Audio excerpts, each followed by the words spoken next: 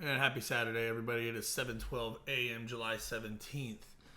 We got some stuff to go over here. I will be putting out a couple of videos today. Hopefully, I do have a couple photo shoots and stuff today, so I'm going to be running around, but I intend on getting a Ripple video out later. This video this morning, and I'm going to finally start working on that Kava swap contest video and this XDC video I've been working on. That should be coming out in the next few days. I'm going to dedicate some time to that, so I might kind of pull back from some of the frequency anyway. Binance is guilty of many illegal activities over the last few years, including money laundering, tax evasion, and market manipulation. Their exchange will likely be hit by massive investigations in the near future and be the center of a big, scandalous event. Not your keys, not your coins. What's interesting about this is October of 2020, so I found that pretty interesting. Another couple countries have hopped on now. Hong Kong and Lithuania are issuing Binance warnings. They are saying no entity in the Binance group is registered to conduct any regulated activity. The Hong Kong Security and Future Commission said that. The SEC raised concerns that Binance stock tokens can be offered to Hong Kong investors, where the stock tokens are securities marketing or distributing such tokens, whether in Hong Kong or targeting Hong Kong investors, constitutes a regulated activity and requires a license for the FFC unless an applicable exemption applies, which apparently it does not. Binance is now discontinuing its stock token service, ending the sale of tokens immediately and ceasing support for those already purchased in October. Lithuania's central bank also issued a warning about Binance's unlicensed investment service. The UK Financial Conduct Authority's ruling was followed by several major banks in Britain, including Barclays and Santander, blocking their customers from using cards on Binance's platform. Something to keep an eye on. And playing off of this, not your keys, not your coins, it's something a lot of people don't understand, and maybe some of you guys do, but I want to cover it anyway. You don't actually own the Bitcoin you buy on PayPal, but you can still make a profit. PayPal will enable users to invest as little as $1 in Bitcoin. The crypto in the PayPal account cannot be transferred to other accounts or off the platform. And so, yeah, basically, when you don't hold the private keys to your crypto, you don't actually control it or own it. You essentially have an IOU. I mean, I'm sure the tokens are there. I'm not saying that, but you don't have the control over what's going on with them. If they shut down or they close and run off everybody's money, like there's nothing you can do about it. So Ledger had put out an article last summer, oddly enough, last July. And it just talks about you wake up the next day, exchange is hacked, you receive the news while waking up, you rush to check it out thinking it's a joke, you try to log in, the exchange is under maintenance, and your assets were gone. It's like at night you realize you had lost everything without even a chance or the power to do anything about it. And this kind of stuff can happen. I feel pretty confident in the exchanges I use for the most part. Bitrue is pretty much my main one, Uphold, and then I do some stuff on Binance US and Coinbase and a little bit of KuCoin. I don't use KuCoin much, but it is a cool exchange. When you buy your crypto through an exchange and just leave it there, you're relying on that exchange to give it back to you when you ask for it. You don't have full control over that either. It's actually the exchange that effectively has control of your crypto because it owns the private keys. So like here, when you own $1, you either physically own $1 in fiat, or you own $1 in your bank account, with the bank being the intermediary to officially certify you actually have it and to convert it whenever you need it. When you're talking about crypto, there is no physical equivalent such as fiat, gold, diamond, or work of art. It's fully digital. To ensure trust among networks, cryptocurrencies work based on private and public keys. While your private key is yours, it unlocks the right for you to spend the associated crypto and should therefore remain private. The public key is a public address where all users in the network can send cryptocurrencies. Conceptually speaking, if your private key were your bank account password, the public key would be your bank account number, such as an IBAN. Private and public keys together form the crypto system in a sense, virtually create tangibility in the transactions, reporting in the code, and any transaction in an encrypted and immutable way, which is also interesting now that they have always said it's immutable, but now you see they're trying to do this reverse mining, block mining on Ethereum to recover funds from bad actors, which means if they can pull that off, they can do it against anybody. Doesn't matter who the actor is. If they want to do it, they can. So pay attention to that too. In other words, these keys prove that a spent transaction was indeed signed. And they're saying here that basically keeping your crypto on an online platform is equal to having an IOU, not the crypto itself. So it's almost like having a piece of paper that says you have it. That's why you should really be careful. And then they just go in here to having hardware wallets, which are physical devices that you can store your crypto on, and all this other kind of stuff. And they are great. I do have some ledgers.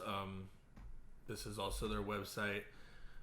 These are some of their devices here. There's a lot of companies out there. Ledger's pretty good though. That's not advice. Make sure you look into them. You got the Tangum cards. You got these. You have oh God, what's the other one called?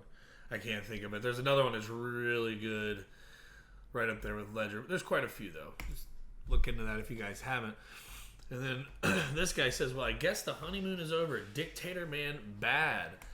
And this is a bunch of Bitcoin people talking about how they are no longer on board with El Salvador because now El Salvador is forcing people to be vaccinated to get in the country and all kinds of other stuff. So you can just see that everybody's, super against El Salvador all of a sudden, even though all the Bitcoiners were like, "Yeah, El Salvador." This is funny. Well, it's not funny actually, because the stuff that's going on down there is going to be really bad, and Bitcoin is actually only going to help fuel the fire as far as the dictatorship goes. Unfortunately, because nobody has really control over it from a outside standpoint. And I'm not talking sovereignty. I'm just saying like it's a free flowing network. So there's not really anything anybody can do about it. This is holy cow. This is happening Monday. That is wicked fast. Keep a close watch on this. And what she is referring to is Secretary of the Treasury, Janet Yellen, to convene a meeting of the President's Working Group on Financial Markets to discuss stablecoins. Now, they keep talking about the dangers of stablecoins and all this stuff. And, they're saying that if we have a CBDC, a digital dollar, we don't need stablecoins. Why would we need those anymore? They'd be useless.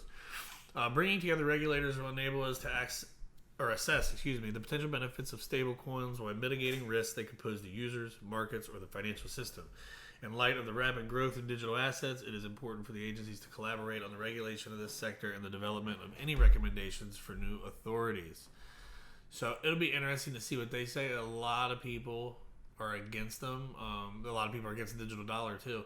Yesterday, a bipartisan bill was introduced in the House to provide a clear definition of assets such as digital tokens and other emerging technology under current securities law. The Securities Clarity Act would apply equally to all assets, tangible or digital, and state an investment contract asset is separate and distinct from the offering it may have been a part of. XRP. Excuse me. So it'll be interesting. The U.S. has the resources to regulate cryptocurrency. We must utilize them. And I don't really subscribe to The Hill very much, but this article's headline did catch my eye. And, of course, they're talking about stablecoins here. They're talking about crypto being a threat to the U.S. financial stability, which is only because it could take over control. This whole pipeline thing, I'll be honest with you guys, and I'm not going to get too deep into this. I don't even know that this ransomware thing is real, to be honest. I don't feel like these criminals would ever use Bitcoin for something like that. It's slow and it's expensive. You don't care it's expensive. You just got a bunch of free money from a government at that point, I guess. But it's slow. There's so many things that are faster that you could just scramble and then run through, millions of wallets and just really leave a long, long trail that they'd have to follow to give yourself time. But instead they used Bitcoin and got jammed up a couple days later. I don't buy it. I do not buy it. It's too convenient. But yeah, this is a decent article. Check it out. And I do, with the headline at least, I do agree. This is an opinion piece, so obviously take that in mind when you read it. A digital dollar doesn't fix this. Whoever created this photo is winning the internet for me this morning. And this will lean in what I was just talking about. Federal Reserve Chair Jerome Powell thinks a CBDC would obsolete Bitcoin. And he was also talking about stable coins in the article I read. So I don't know if that's a typo or if they're just going somewhere else with this. Yeah, here we go. He says that you wouldn't need stable coins. You wouldn't even need cryptocurrency. The fact of the matter is that the difference between a CBDC and Bitcoin in particular is not a technical one, albeit there is, or rather will be, many different technical aspects, but rather one of governance. A digital dollar is not all that different from so-called analog dollar today, except the fact that it will probably include less privacy insurances, more censorship, and more direct control over supply and monetary issuance. Bitcoin is valuable because no one can change or manipulate the hard cap of 21 million. That is not true, by the way. That is not true. The network can change that. You can look that up yourself. I should have got an article ready for it, but I didn't actually read that part. I read a lot of these on the fly with you guys, honestly. I like skim them and then go over them with you guys. I can't read these things twice a day. Multiple times a day at that point. Yeah, this is not true. Bitcoin as a monetary asset is uncensorable. I don't know what they mean by that. It can be regulated out of existence. Unable to be manipulated, that's total bullshit.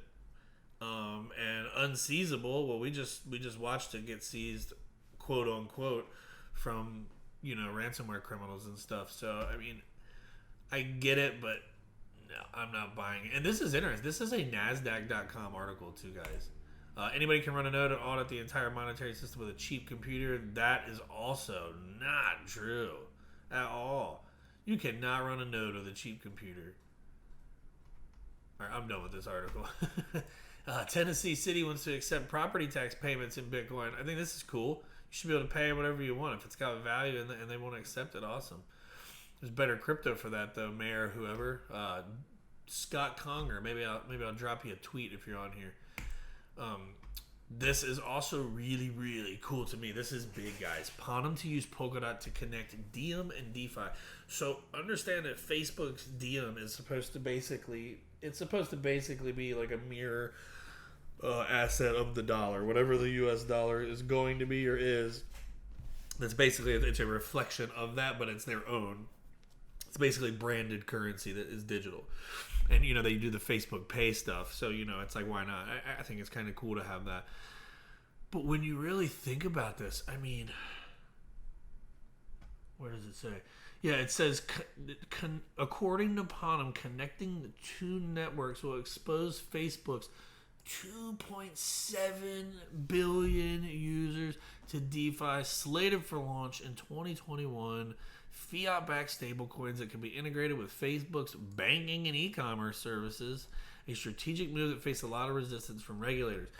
I mean, dude, that's big. 2.7 billion users brought to DeFi, so that is essentially 2.7 billion users brought to crypto. Because once you get there, you're going to get curious. This is like the biggest news in a while to me. I mean, it's kind of under the radar, but I think that is a big deal. Big deal. And it'll be right there on Facebook. Everybody's on there. They're going to make it super simple and intuitive to use. It's not going to be something you have to be a rocket scientist for. We all know Facebook is not filled with rocket scientists. The American Cancer Society is looking to hire a cryptocurrency product supervisor. A product manager with a passion for blockchain technology will reportedly set the cryptocurrency path of the American Cancer Society. The ACS wants to be the leading digital NPO. The health organization dedicated to fighting cancer seems highly interested in getting involved with crypto. According to a job posting, they want to add a team's project manager who will develop and redefine a roadmap dedicated to virtual assets and non-fungible tokens. I think it's really cool. They're talking about being able to accepting Bitcoin and Ethereum as payment for addiction treatment may help people seeking the best possible addiction care be able to choose how they want to pay. Payment can be completed instantly once the personalized treatment plan has been established and the details agreed upon by the client and the clinical team. So you can see where this is really starting to get adopted, guys. I know what the prices look right now. Like, do yourself a favor, take the weekend off. Close the app, get off the screen. I'm probably not going to take my own advice if I have to be honest with you guys, but try to. I like to like deep clean the house some days if I'm feeling really anxious about crypto, because I just know I won't look at my phone for at least like 2 hours or something, and it's like, but then you're back. Anyway, by pure coincidence, he is one of the members of the Ethereum Foundation who Hinman met with a week prior to his June 2018 Ethereum speech. And this ties into a lot of the Ripple news with the court case and everything. If you guys don't know, William Hinman has been told to be deposed, so he will be sitting down and being hammered by some Ripple attorneys. We don't know how much of that will ever be relevant. A lot of it will fall under privilege and will probably just be destroyed by the judge, so we'll probably never hear half of it. But He is quoting partially because of personal safety concerns. Now, what's interesting, here's some of the people that were involved. This is the guy here that this is about. And so this is what's interesting. Anthony D, I guess it's Ioro. I read this whole article and it says it's partially related to safety concerns given the risk profile of cryptocurrency. I don't necessarily feel safe in the space. If I was focused on a larger problem, I think I'd be safer.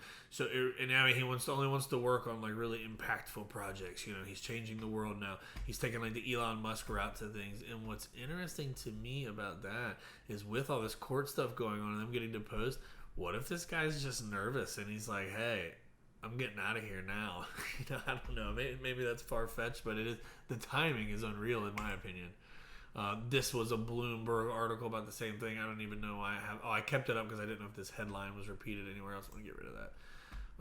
So here's some more Ethereum news. 800,000 ETH shifted between anonymous wallets while Ethereum sits below 1,900. 800 in the past 16 hours. 2 transactions totaling 800,000 ETH. That is crazy.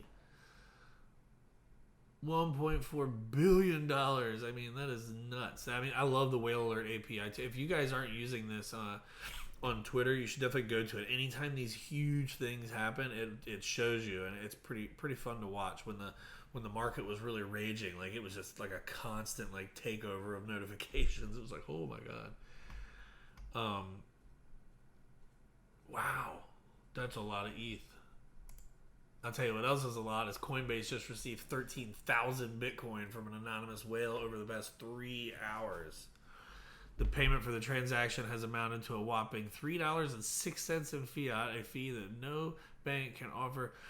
And don't get me wrong, guys, when you're sending from your wallet to an exchange, if you're on a ledger or something, you will get these cheap fees. It's once you get off the ledger and into these networks and stuff, that's really where all the fees have.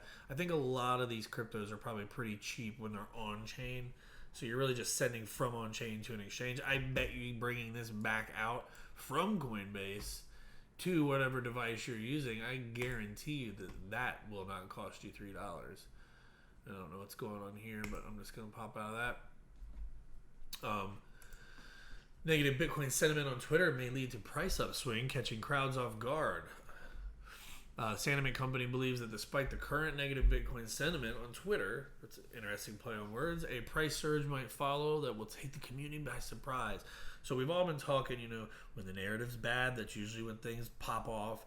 When everybody's in pure euphoria, what happens? Crash. I mean, this the way it is in all markets historically. That's not really speculation. It doesn't mean every time this happens that's what you can expect, but there's a lot of really bad stuff. The market's been pushed really low for a couple of months now. I think before our longest time in extreme fear was 45 days. I think we're in the 60-something now, I think. But yeah, so they're saying that this makes it a higher degree of a possible Bitcoin price surge. Traders expect a price drop. The chart says that's a good thing for bulls. Twitter sentiment toward Bitcoin remains negative in the amount of volume and tone that our algorithm is picking up. Generally, when there is negativity, there is a higher degree of a price upswing to catch the crowd off guard. And these are facts. I mean, here's the 13 versus 21 Bitcoin bull run. According to the tweets, both charts show a Bitcoin peak in April, followed a decline that lasts for several months. The summer's always chill, man. Summer's never the rage mode, really. Both had a peak in April and then down and settled for a few months. You see it rose through here all through June. In 2013, we saw August begin to pick up in the real peak at the end of the year. So, none of this is financial advice. I'm just reading the articles that I come across for you guys, but I agree with all of that. That's why it's one of the reasons I saw this article and wanted to bring it up, because this is the way things tend to work. You can call it manipulation, you can call it human psychology, whatever you want to call it. Bitcoin is dropping like a stone, but wait until. This guy says down 11% now, it's dropping like a stone. Wait until it breaks below 30,000. Galaxy Digital Holding, one of the most popular crypto-related stocks, which is run by billionaire, former hedge fund manager turned high-profile Bitcoin pumper Michael Novogratz, formerly of Goldman Sachs, I believe, is down 7% to a 4-month low. The stock is down 63% from its April high. Not a good sign for Bitcoin. Peter Schiff, the official gold bug. I'm not going to weigh in on that either. I mean, this guy, he's, when people are just maxis, Bitcoin didn't hold the 32.5 level at support and dipped lower, through which it's facing the final support zone to hold, the 31 to 31.5 region. If this is lost, 29 and 24 are the next zones. And who knows, man? It even says investors aren't selling. They're simply on holiday. I mean, I'm telling you, it's coming. It is coming, guys. Like, this thing's not good. You see all these governments and everybody. This is not going away. Like, this isn't me trying to convince myself either. I have no idea what this tab was open for, to be honest. Doesn't look like there's any valid information there, really. All right. And then the last one I had is a trend reversal for Bitcoin will be inevitable if, and this talks about, the volatility squeeze that's going on. Where was the one part? When close to 1/10 of Bitcoin's supply level moves at that level, a handful of reasonable assumptions can be made. Oh, wait, let's go up here. Now, between the price levels of 31 and 34,000, over 1.86 million Bitcoin have been transacted on chain. Notably, that amounts to basically 10% of Bitcoin's circulating supply, and that figure is quite substantial. As depicted in the chart attached, this is convincingly the largest realized volume cluster after 12,000. So it rode all the way up, crashed back down, and now the accumulation stuff is starting to happen. Yeah, man, it's crazy. So when close to 1/10 of the supply moves at that level, a handful of reasonable assumptions can be made. For starters, it indicates that this range has endured a heavily concentrated cost basis. The trend also explains why Bitcoin is currently experiencing strong support at various levels in the aforementioned price band. However, it should be noted that the support could translate itself into an overheated resistance level if lost.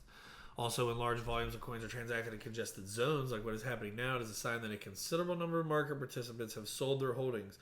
Parallelly, it should also be kept in mind that other participants bought those coins at the same price level. Ultimately, buying interest still exists in the Bitcoin market.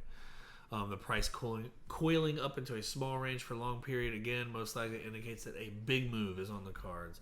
Nevertheless, without raising the bar too high, one of the following scenarios could unfold itself over the next few days.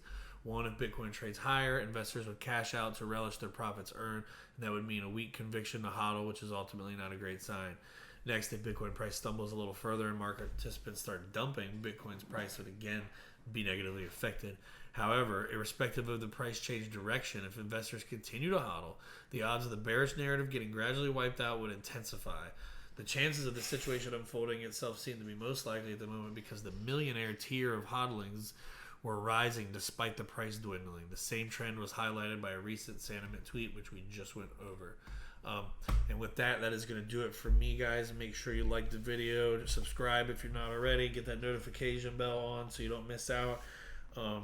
Go check out the playlist if you're looking for some of the old content and see the stuff I covered. I think we're almost at 100 videos now. Tell your friends, share the video if you like it, share the page or the channel, whatever. And in the about section, there is that Facebook group thing. If anybody's interested, I'm going to keep advertising that until the sun comes up or whatever you want to say. And with that, I'm going to hop off here and you guys enjoy your weekend. Talk to you later.